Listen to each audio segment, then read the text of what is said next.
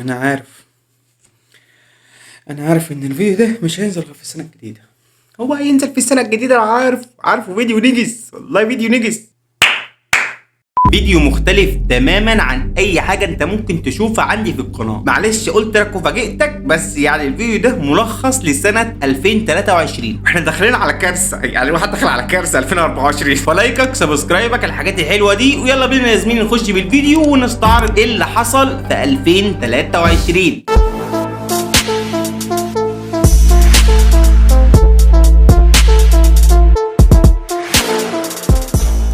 بعيدا يعني عن هري كتير انا ممكن اهريه عن سنه 2023، فبصراحه اللي حصل فيها كان وحش اكتر ما هو كان حلو. عندك مثلا سنه 2023 هلت عليا كده وبدات عليا وانا بعمل تراك للجوكر اسمه فيش وقت، والفيديو ده انا عملته فويس اوفر لان كنت لسه صاحي من النوم، الواحد مش شايف قدامه ومش عايز يقعد قدام كاميرا، انت يعني لسه انت فاهم، بشوف انا فين اصلا، انا مين، انا ايه اللي جابني هنا اصلا. وبعدها يا زميلي انا وقفت تقريبا 3 شهور، مع ان كانت في حاجات كتير كنت اقدر اتكلم عليها، بس بصراحه كانت المشاهدات منعاني. عارف انت تضغط لايك ولا ما تضغط لايك فالشيطان منعك، هي كانت مشاهدات منعاني ان انا اعمل فيديوهات. يعني الواحد كان يعني كان بادئ السنه كده باكتئاب او احباط، يعني كانت في حاجه وحشه بادئ السنه بيها. بعد ما خلصت بقى فتره الاحباط بتاعتي، لقيت مروان بابلو نزل تراك اسمه ليليا، وبصراحه يعني أنا التراك ده اول ما نزل انا عجبني فشخ وعملت عنه فيديو، ولما جيت اتحنك عليه خربت التراك. للاسف الموضوع باظ، يعني بهوأ من ايدي، خرج عن السيطره حرفيا. انا حتى حاطط في الثامنيل انا خربت التراك، يعني انت انا فعلا خربت التراك. فانت لو فاتك الفيديو ده انا لو منك ادخل اشوف، والله انا نفسي بتفرج على الفيديو ده بضحك.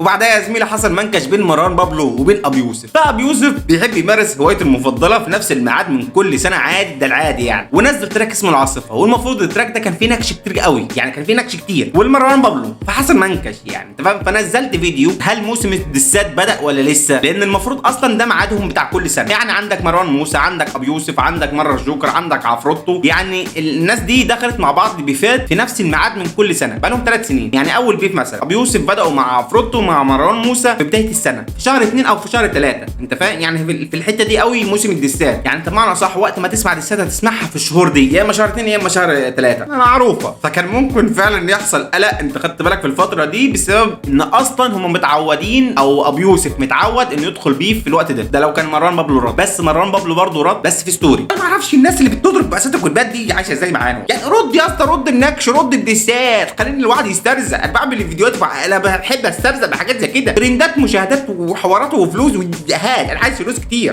بعد ما ابو يوسف عمل قلق مع مروان بابلو، هو حاول يعمل قلق لوحده، وبصراحه نجح فشخ، لانه بعدها بفتره ابو يوسف قرر يرجعنا لايام الراب الجميل، الراب ايام ما كان هوايه، ايام ما كان الواحد بيقدم راب علشان بيحبه مش عشان مستني منه مقابل. فنزل تراك اسمه عزرائيل 2، والتراك ده انا لحد دلوقتي انا شايفه احسن تراك نزل في 2023 كلها. التراك ده اول ما نزل والله قبل ما اسمعه كنت متاكد انه جامد فشخ، لان عزرائيل 1 انت مش محتاج مني كلام، او مش محتاج انك تعرف ان ابي يوسف حاطط فيه كميه سكيلز كده غريب. يعني الراجل ده مش عارف بيحب يكيفنا وقت ما هو عايز. لو لسه ما سمعتش التراك انا انصحك بشده لازم تدخل تسمعه. التراك ده الجزء الثاني ده غير الجزء الاول، هيعمل لك تربنه في دماغك. وبعدها على طول يا زميلي دخل علينا رمضان، وكل سنه وانتم طيبين، زي ما هو دخل علينا برضه، انت خدت بالك. فانا مش عارف الفيديو ده ممكن ينزل امتى اصلا، فكل سنه وانتم طيبين برضه مبدئيا، بما ان اصلا رمضان دخل علينا. فانا بصراحه كان وحشني ان انا اعمل فيديوز اللي هو اراجع فيها مسلسلات، اراجع فيها افلام، كانت وحشني قوي يعني السلسله دي من الحاجات. وخصوصا ان اول فيديو اعمله في حياتي على القناه كان فيديو مراجعه مسلسل، والفيديو انا خفيه عشان ما حدش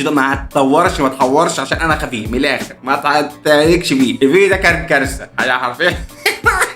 فبصراحه بما ان السلسله دي كانت وحشاني جدا، فانا اتفرجت على مسلسلات كتير عشان اقدر اتحنك عليهم، وعشان اقدر ارجع اعمل من سلسله اعاده مسلسلات تاني. وعملت 3 فيديوهات. اول فيديو ده كان اللي هو انطباعات عن المسلسلات اللي اتفرجت عليها. ثاني فيديو عملته كان عن المسلسل لاحمد العوضي، والله مش فاكر كان اسمه ايه، والله مش فاكر يعني انت فاهم، مش جايبالي برضه، مش جايباه دلوقتي. والثالث فيديو انا عملته عن مسلسل لمحمد ممدوح، برضه مش فاكر، مش جاي معايا. وبصراحه اتفاجئت فشخ من الفيدباك اللي خدته من ال3 فيديوهات اللي عملتهم في رمضان دول، وخصوصا ان لقيت عليهم مشاهدات كبيره، كانت كتيره لدرجه ان انا كنت عايز اكمل في الحوار ده قوي. بس عمل ما لاحظت اصلا ان في مشاهدات كان رمضان خلص من ساعه يا داوي.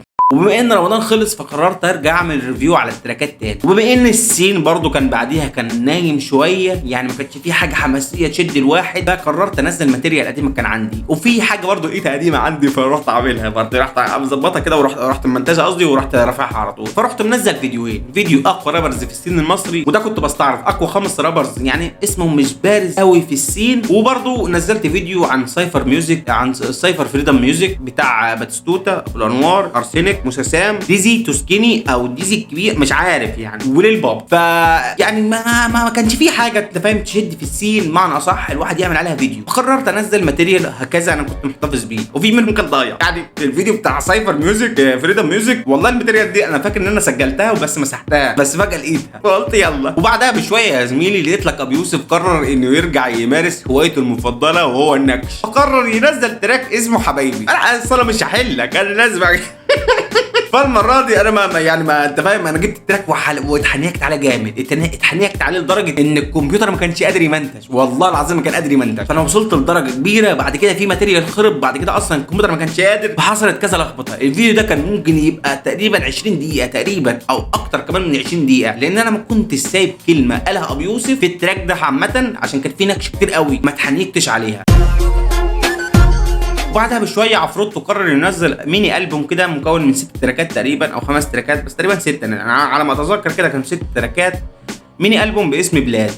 وبصراحه الالبوم كان حلو، يعني انا تقريبا ما عملتش اصلا رياكشن على الالبوم خالص غير على تراك اسمه المطلوب، مش فاكر ليه، بس يعني ممكن اصل انا عندي احساس بالحته دي اللي هقولها لك دي، ما كانش في حاجه اعمل عليها فيديو انت فاهم.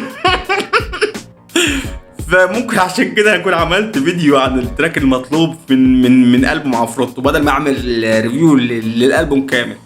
انا مش عارف ليه اللي حصل، بس انا حاسس بحاجه زي كده انت فاهم. وبعدها فتره يا زميلي لقيت لك تراك جامد فشخ لرابر صاعد، والرابر ده انا كان كل معلومات عنه انه بيعمل فيديوهات، لكن انه يعمل راب دي بصراحه كانت جديده، فاستضفت بيها في تراك الخلطه، وخصوصا ان قبلها اصلا كنت سامع ليه تراكين، بس انا قلت واحد بيعمل فيديوهات فبيصحصح الفانز بتاعه بتراكات انت فاهم، لكن مش اللي هو على طول دايس في التراكات او دايس في الراب او عايز يبقى رابر انت فاهم، يعني ما كانتش في دماغي. والرابر ده كان اسمه عبعظ، والتراك اللي عملت عليه رياكشن كان اسمه تراك الخلطه، واكيد طبعا عملت عليه فيديو لانه بصراحه التراك كان جامد فتاك، كان جامد بيتهاك. بعدها بفتره يا زميلي بما ان السين المصري كان هادي كده شويه، فقررت انزل ماتيريال برضه انا كنت محتفظ بيه قديم، والماتيريال ده كان فيديو اسمه ليه الراب مش مشهور في مصر، وده كان الجزء الثاني من فيديو كان ليه الراب مش مشهور في مصر، برضو كان الجزء الاول، وبما ان ده الجزء الثاني فانا كنت بتكلم عن شخص واحد في الفيديوهين، واتحنيكت على تراك اسمه عكاز لكريم موكا في الفيديو ده. فانت لو فايتك الفيديو ده فعلا مخصوص انت لازم تدخل تتفرج عليه، لان انت هيفوتك كتير لو ما تعرفش كريم موكا او لو ما تعرفش الجنرا دي من الراب. وبعدها على طول يا زميلي وبدون اي مقدمات فجاه لقيت واحد صاحبي منزل تراك اسمه في منتهى اللذه، عملت فيديو اتحنك عليه برضه، انا مش هحله. هو الصراحه المستوى اللي سمعته في التراك ده كان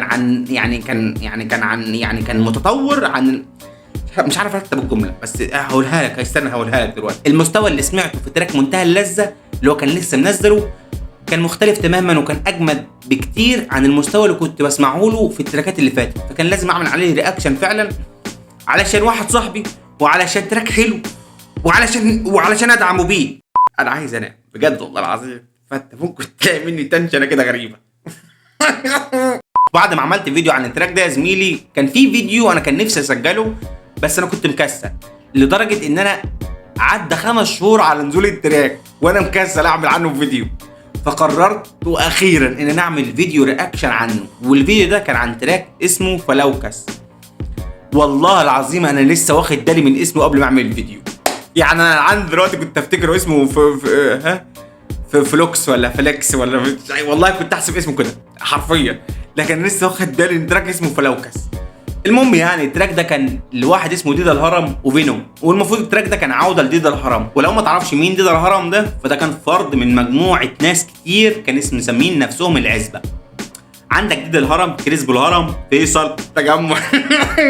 وحشه، حسنه وحشه والله، ده اسف حقك عليا والله. الو.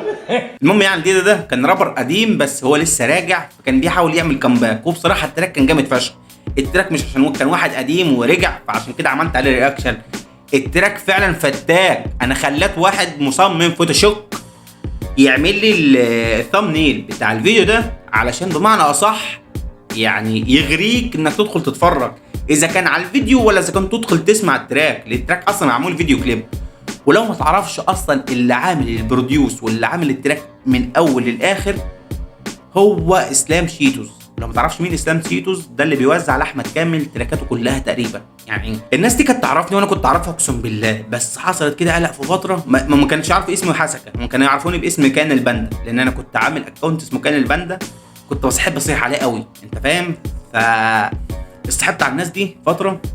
انا لعند دلوقتي اصلا عندي مزيكات من اسلام شيتوز، يعني الراجل ده قال لي اسمعها بس اوعى تبعتها لحد، وانا لحد دلوقتي ما بعتهاش لحد. المزيكات دي مش موجوده مع حد غيري انا واسلام شيتوز، او اللي بعتها له اسلام شيتوز، انا ماليش دعوه. ده بره عقد، ده خارج عن سياق الفيديو، بس انا اسف يعني انا حبيت اقولها لك، او حبيت اتفشخر معنى اصح مش عارف. يعني انا كانت تجيلي تراكات احمد كامل في الواتس منه هو شخصيا، فالناس دي كانت تعرفني باسم كان الباندا. والله مش عارف هل الايام دي ممكن تعود ولا لا، بس انا احاول اتربع عشان الفيديو شكله هياخد منعطف تاني خالص، لان انا عندي حكاوي كتير. وبعدها يا زميلي بدون اي مقدمات كده، فجأة ويجز افتكر ان عنده قناة، فجأة ويجز افتكر انه شخصية مشهورة والناس بتستنى له تراكات، فقرر ينزل تراك اسمه الدنيا ايه، واكيد عملت عنه فيديو. لان بصراحة فيديوهات ويجز او فيديوهات مروان بابلو او فيديوهات ابي يوسف، الثلاثة دول انا بحب الفيديوهات عليهم. ليه؟ لان الثلاثة دول فيديوهاتهم وش السعد عليا حرفيا، لان انا كل ما بعمل فيديو عنهم كل ما القناة عندي بتزيد، وكل ما الناس بتشوفني اكتر. يمكن عشان تراكاتهم بتبقى ترندات، فالترند بيقترح على الناس جديدة ولا لا، بس بصراحة انا بحب الناس دي لانها جزء برضه من نجاحي، جزء لا يتجزأ من نجاحي. انا ما اعرفش انا قلت الجملتين دي بس يعني طلعوا من جوه قوي، حاسس طلعوا ديب قوي. المهم يعني، وبعدها يا زميلي على طول فجأة لقيت لك عبعظ برضه نزل تراك وباسم كشف، فقررت اعمل عنه فيديو رياكشن. فانا كنت متوقع ان التراك ده هيبقى جامد فشخ، وفعلا التراك ده كان جامد فشخ، وكنت هزعل فشخ لو انا ما كنتش عملت فيديو رياكشن عن تراك اسمه كشفه لعبعظ. دقت لك اسم الفيديو في النص، خدت بالك؟ والله ما خدت بالك. اعمل لايك بقى، اعمل لايك عشان والله العظيم بحبك. بعد الفترة اللي كان قاطع فيها ميه ونور دي عن نفسه، فلقيت ويجز منزل تراك يعني يتحسد، منزل تراكين في نفس السنة. فالتراك التاني اللي كان منزله ده كان دعاية الفيلم تقريبا، كان اسلوب دعاية الفيلم، يعني كان عامل تراك في فيلم او تراك لفيلم. المهم يعني، فقررت ان ارجع اعمل عليه فيديو، وخصوصا ان تراكات ويجز طبعا ترند، فبما ان انا اصلا كنت غايب شهرين وكنت داخل في الثالث شهر، فكان لازم ارجع بترند علشان على الاقل يصحصح القناة شوية. فرجعت اعمل فيديو عن تراك لويجز، وده كان فويس اوفر. وحاولت ارجع اعمل فيديوهات تاني في القناة، كان عندي ماتيريال كده بحاول اتنطط فيه، وبرضه سجلت 3 فيديوهات. والفيديوهات اللي انا سجلتها دي يعني في فيديوهات انا سجلت فيديوهات كتير قوي، بس في فيديوهات انا مسحتها يعني، لان انا ما كنتش عارف اطلع اهزر معاكم فيها، فاضطريت ان انا امسح الفيديوهات دي. فاتبقى لي 3 فيديوهات، فقعدت اعكرف فيهم شويه. وده كان فيديو كليب العفروت اسمه تاتا تاتار تاتا تاتا تاتا، ما مش عارف تهب بعمق اسمها تراكات غريبه. وتراك لموكا كان اسمه سامر. وقررت اعمل فيديو لسلسله كده غريبه، يعني انا قلت اجربها، لا معلش يعني عادي لما اجرب ما فيهاش حاجه، بني ادم بيغلط، انت مش هتغلط لازم اغلط معلش. قررت اعمل فيديو عن سلسله جديده فاشله جديده في القناه، ماذا لو. هي حاجه زي ماذا لو، الاسم ده لسه جاي في دماغي دلوقتي. فكنت بتخيل مع نفسي لو ده دخل بيف مع ده ولو ده دخل بيف مع ده، فكنت منزل فيديو باسم اقوى بيف، اقوى بيف في الراب سين المصري تقريبا، مش فاكر، بس انا كنت بحاول اعمل كليك بيت في الاسم، بس ما جاش معايا سكه برضه، ما فيش حد اتفرج على الفيديو ولا كأن في حاجه حصلت. وبعدها على طول يا زميلي مروان بابلو كان المفروض هينزل البوم باسم اخر قطعه فنيه، والمفاجاه الساره ان في تراك كان اسمه الضحيه اتسرب من الالبوم لمروان بابلو. وانا طلعت عملت فيديو رياكشن عن تراك الضحيه اللي المفروض انه اتسرب، واستعرضت اسماء التراكات اللي كانت نازله. وبعدها باسبوعين واتفاجئ لك ان الالبوم كامل متسرب، مش تراك الضحيه بس، يعني الالبوم كامل 13 تراك متسربين. قلت على الله بقى، ورحت جايب التراكات ورحت عامل عنهم فيديو اللي هو بقيم او براجع الالبوم فيه، تقريبا كنت براجع الالبوم فيه. والفيديو ده كان كبير فشخ، الفيديو ده تقريبا كان هيدخل في بعد المونتاج تقريبا 30 دقيقه 30 دقيقه. انت مستوعب الرقم عامل ازاي؟ تتابع يا بني ادم، انت 30 دقيقه على الجهاز بتاعي ده والمصحف بيطلعها، ده بيطلع 10 دقايق بالعافيه. ده انا منزل اخر فيديو ده اقسم بالله قاعد فيه اسبوعين بتحايل على الجهاز بتاعي عشان يفتح بس. المهم يعني الحمد لله ان دي حصلت منها، علشان انا اللي ما ازعلش بعد ما منتج. ففجاه لقيت في ماتيريال كتير قوي خربان، الصوت فيه حاجات غريبه في الفيديو، الاقي الصوره بتروح وتيجي ومش عارف اظبط الصوت على الصوره، والله بجد فعلا مش عارف اظبط الصوت على الصوره، لان في حاجات غريبه بتحصل في الصوره وفي حاجات غريبه بتحصل في الصوت، وده الغلط الوحيد اللي يعني مش عارف حصل ازاي، ما اكدبش عليك مش عارف حصل ازاي. الفيديو طلع من 30 دقيقه بعد المونتاج ده 4 دقايق سلام حلوين ممسوكين، فقلت بارك الله فيما رزق، رحت رافعهم على القناه. اسكتش، لا مش هسكت، ما اكدبش عليك مش هسكت. يعني انا لما لقيت الالبوم او لما لقيت الفيديو ده جاب نتيجه مع الناس كبيره، فقررت استفيد به بحاجه تاني. فكنت مسجل فيديوهين عن انترفيو حصل لزياد زازا وكان بيتكلم فيه، وانا بصراحه كنت بريفيو الريفيو او بكومنت على الريفيو، مش مهم يعني. كان فيديو لزياد زازا وكان فيديو اللي المفروض كان ديس نازل على ابو يوسف من دينيو سابقا حاليا. انا قلت جمله كبيره والله مش عارف ليه قلت نفس واحد كده، اوه فاك شيت. فانا قلت يعني استفاد بالترند ده، ورحت منزل فيديوهين ورا بعض على طول 5 ايام في 5 ايام، فيديو يعني في فيديوهين في 10 ايام بالظبط. الفيديوهين دول يا زميلي كان فيديو لزياد زازا، كان انترفيو لزياد زازا، وانا علقت عليه كده بطريقه حلوه او ما اعرفش كانت بطريقه حلوه ولا لا، ما اكدبش عليك يعني انت اللي بتقرر اذا كانت حلوه ولا وحشه، وانت برضه تقول لي وجهه نظر تحت. حط لايكك مزعه، حط لايك على الفيديو. ونزلت تاني فيديو باسم اقوى ديس نزل على ابو يوسف، لان ده كان فعلا ديس على ابو يوسف، وكان في نكشه او نكشتين كده الويكس من واحد اسمه دينيو، وده كان سابقا ديني حاليا اسمه ياقوت. فبصراحه يعني انا قلت ليه ما ارجعش اعمل رياكشن على الديسات القديمه دي وهكذا. فالديس اصلا كان اسمه احلى مسا. تخيل انت واحد لما يقرر يدس واحد وينزل عليه تراك، تخيل كده ممكن يسميه ايه؟ تخيل يعني معلش، تخيل معلش دينيو قرر ينزل تراك اسمه احلى مسا، هو بنفسه اللي قايلها في التراك، يعني علشان لما حد يقول له ده نزل تراك عليك او نزل تراك بيشتمك فيه بمعنى اصح، يقول له نزل احلى مسا عليك. انت شفت الدماغ يا بني ادم، افهم يا بني ادم، اعمل لايك عن الو. فبصراحه التراك ده انا ما كانش ينفع يعدي من تحت ايدي، وخصوصا ان انا كنت قايل في الفيديو لو كنت عايزني اعمل رياكشن عن تراك نزل بعديها اسمه 3 اكسات من دينيو على ابو يوسف، اكتب لي تحت في الكومنتات ومحدش كتب. انا مش عارف والله العظيم انا مش عارف انا بعمل كده ليه والمصحف. وبصراحه لما رجعت ابص برضو تاني على القناه وهكذا ايه اللي بيحصل فيها وهكذا، لقيت فيديو اللي كنت منزله عن البوم مروان بابلو المتسرب، اصلا ما كانش لسه نزل رسمي، ما كانش لسه مروان بابلو اجله، يعني كان المفروض اجله بسبب القضيه. لقيت الفيدباك اللي نزل على الفيديو ده كان كبير قوي، وخصوصا ان الفيديو ده انا كنت مسرب فيه الالبوم كامل، انا كنت مسرب فيه 13 تراك برضو، يعني قلت اديس فرصه واجيب مشاهدات واجيب ناس جديده تتفرج على القناه بدل ما واحد قاعد بيتفرج على فيديوهاته. فلقيت الفيدباك على الفيديو ده كتير قوي، قلت لي لا ما احلبش الالبوم، فقررت احلب الالبوم. والله قررت، يعني انا قررت كده، كان قرار غريب بس يعني كان قرار في منتهى الصحه الرسميه، صحه الوزاره.